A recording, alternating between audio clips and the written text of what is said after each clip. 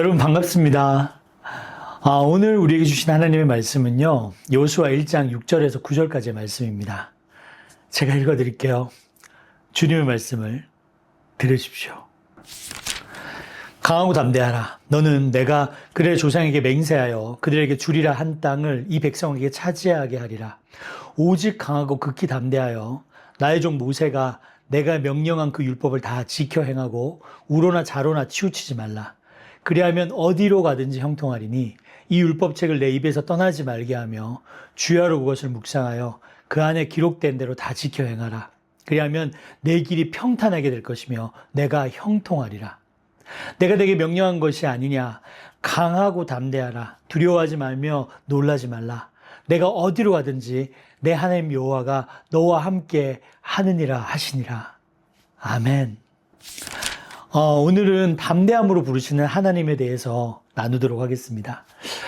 저는 개인적으로 이 시대의 기독교인들이 가장 크게 들어야 될 부르심이 바로 담대함으로의 부르심 아닐까 생각해요.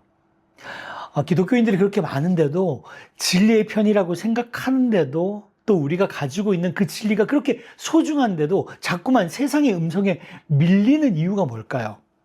왜 그렇게 불법이 난리를 치고 왜 그렇게 죄악을 붙잡고 사는 사람들이 그렇게 열심히 일을 하는데 왜 기독교인들이 진리를 가지면서도 밀리느냐? 담대함으로의 부르심에 우리가 응답하지 못해서 그런 것 같습니다. 담대함이 없으면 세상을 변화시킬 수가 없습니다. C.S. 루이스는 담대함에 대해서 스크류테이프의 편지에서 이렇게 이야기합니다.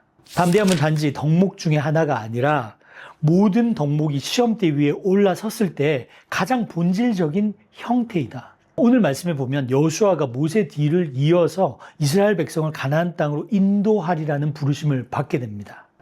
그런데 여러분, 하나님께서 우리에게 주시는 사명의 특징이 있습니다. 그게 뭔지 아세요? 사명을 받은 사람들은 두려움을 느끼게 돼요. 왜냐하면 하나님께서 주시는 모든 사명의 특징은 내 능력이나 내 자격으로 안 돼요. 꼭 하나님이 도와주시지 않으면 안 됩니다. 만약에 내 자격이 있고 내가 능력이 있다, 이 사명을 감당할 모든 것을 갖추고 있다 그러면 아마 하나님께서 주신 사명이 아닐 확률이 높아요. 진지하게 이 부분을 놓고 기도해 보시길 바랍니다. 여호수아에게 군사적으로 훈련되지 않은 사람들을 이끌고 하나님의 말씀대로 가나안 땅을 정복하라고 합니다. 그거는 둘째치고 여호수아에게는 자격의 문제가 있었어요. 왜냐하면 그 전임자 모세가 너무 대단한 사람이었어요. 모세는 하나님을 직접 뵌 적이 있고요. 40일 동안 시내산에서 하나님과 대화하고 전 인류에게 영향을 끼칠 십계명이라는 유명한 법을 하나님으로부터 받은 사람이 모세예요. 혹자는 말하기를 창세기, 출애굽기, 레위기, 민수기, 신명기 이 5가지의 책을 모세가 썼다고 하죠. 여러분, 모세가 지금까지의 저작권료를 받고 있으면 전 세계에서 아마 가장 부자일 거예요. 어마어마한 책을 쓴 사람이죠. 그러니까 이 사람의 뒤를 이어서 사명을 감당한다는 것은 정말 겁나는 일일 수밖에 없습니다. 근데 하나님께서 여호수아에게 이렇게 말씀해 놓으셨어요. 내 종 모세가 죽었으니 이제 너는 이 모든 백성과 더불어 일어나 이 요단을 건너 내가 그들 곧 이스라엘 자손에게 주는 그 땅으로 가라. 저는 이 말씀을 읽으면서 하나님이 모세를 내 종 모세라고 표현하는 것을 보고 참 부럽다는 생각을 했어요. 나도 죽을 때 하나님께서 나의 종 정기라고 불러줬으면 얼마나 좋을까. 아멘. 그렇게 여러분 기대해 주시길 바랍니다. 근데 하나님께서 모세를 그렇게 친근하게 내 종 모세라고 부르시는 동시에 여호수아에게 그러나 너는 상황을 직시하라고 말씀하시는 거죠. 내 종 모세의 시대는 끝났다 이거예요. 그는 죽었어요. 모세는 이제 과거의 기억일 뿐입니다. 이제는 그가 너한테 조언해 줄 수도 없고 그가 백성을 이끌 수도 없다. 이제 싫든 좋든 내가 이스라엘 백성을 이끌고 가나안 땅으로 들어가야 된다. 상황을 직시해라. 이제 내가 너를 이스라엘의 리더로 불렀으니 너는 상황을 직시하고 내 백성을 이끌라. 이런 말씀이에요. 근데 여호수아에게는 자격의 문제가 있는 거죠. 모세와 비교했을 때 여호수아는 정말 부족한 사람임에 틀림없습니다. 자격만 가지고 따지면 여호수아는 모세와 비교의 대상이 아니에요. 여러분, 그 심정을 이해할 수 있겠어요? 한번 이렇게 상상해 볼까요?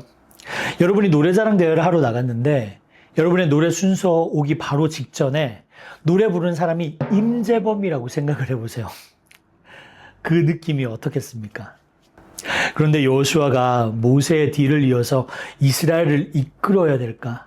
능력도 안 되고 자격도 없는데 과연 이 사람이 이스라엘을 이끌어야 될까? 그렇습니다. 그래야 돼요. 왜 그런지 아십니까? 바로 하나님의 부르심은 나의 자격이나 나의 능력보다 항상 커서 그렇습니다. 자격이 부르심보다 앞서고 자격이 부르심보다 커 보일 때 우리는 하나님 앞에서 교만을 떨기 시작하죠. 나 그런 거 못한다 하기도 하고요. 혹은 내가 할 테니까 하나님 딴 사람한테 시키지 말라고 그러기도 하고, 내가 자격이 된다고, 내가 어떤 사람인지 아냐고, 이런 사람이 꼭 교회 안에서 상처를 입히게 됩니다.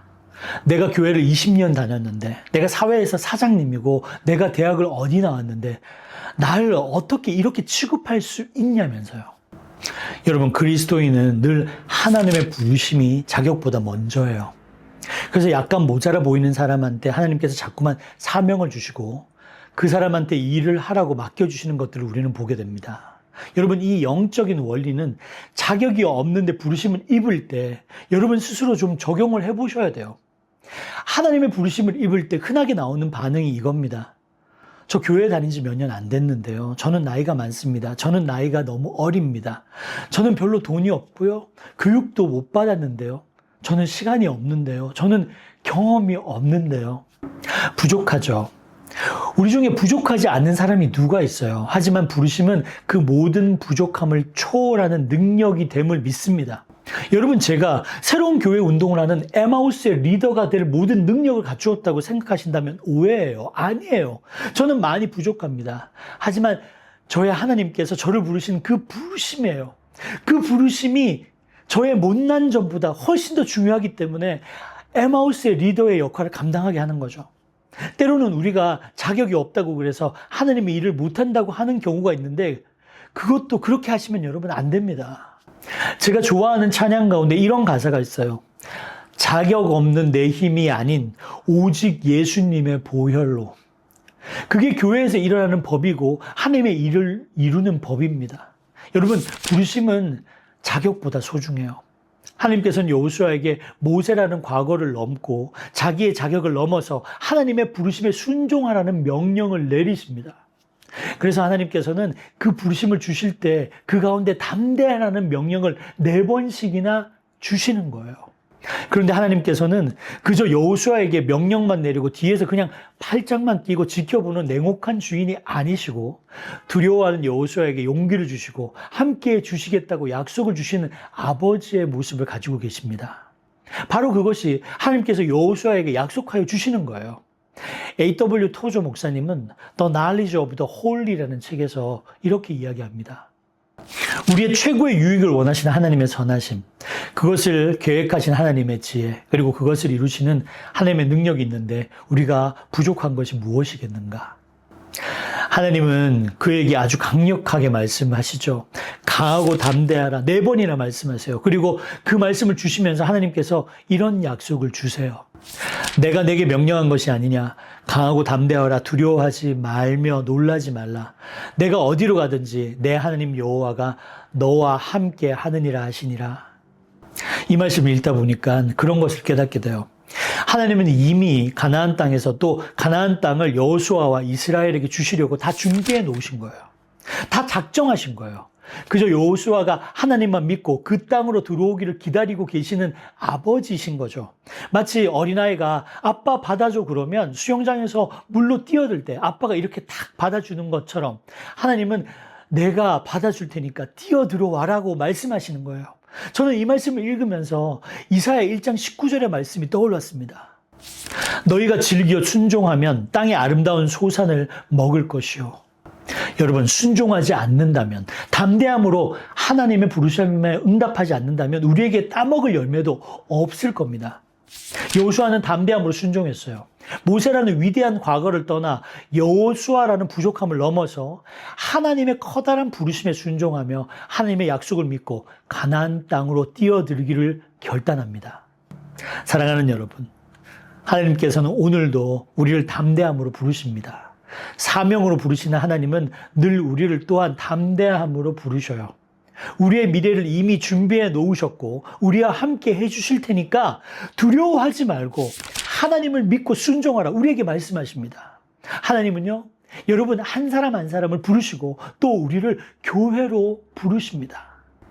만약에 여러분이 어떤 사명 앞에서 선택의 기로에 서 있다면 돈이나 명예나 혹은 여러분의 부족함이나 자격 문제로 흔들리지 말고 믿음으로 선택하기를 주님의 이름으로 축원합니다. 여러분, 하나님께서 주시는 모든 사명의 특징은 두려워요. 안 돼요. 내 능력으로는 안 됩니다. 하나님께서 도와주시지 않으면 가능하지 않은 게 하나님께서 주시는 모든 사명의 특징이에요. 그래서 두려워하는 겁니다. 우리는 취업 준비를 하면서 무너질 때가 있습니다. 수많은 회사에 서류를 넣지만 그 벽이 너무 높습니다. 우리는 때로 자녀를 여러분의 사명으로 주실 때가 있어요. 그래서 이 자녀를 키우다 보면 이런 생각이 들 때가 있죠. 하나님, 이 자녀 제 힘으로는 감당이 안 돼요. 이 아이 어떻게 해야 될지 모르겠어요. 하나님, 이 사업 제가 감당할 수가 없어요. 어떻게 해야 될지 모르겠습니다. 그때 하나님은 다시 한번 우리를 담대함으로 부르십니다. 약속을 주시죠. 내가 어디로 가든지 너와 함께 하겠다. 그 말씀을 믿는 믿음을 가지고 도전하시기를 주님의 이름으로 축원합니다. 하나님을 믿고 그 두려운 가나안 땅에 들어갔던 여호수아처럼 아버지를 믿고 물로 뛰어드는 어린아이처럼 여러분을 사랑하시고 여러분을 위해서 놀라운 계획을 세우신 아버지 하나님께 인생의 전부를 하나님께 투자하는 저와 여러분이 되기를 주님의 이름으로 축원드립니다. 여러분, 한 사람 한 사람을 위해서 세워놓으신 하나님의 계획, 여러분을 위해서 주시는 하나님의 사명이 있습니다.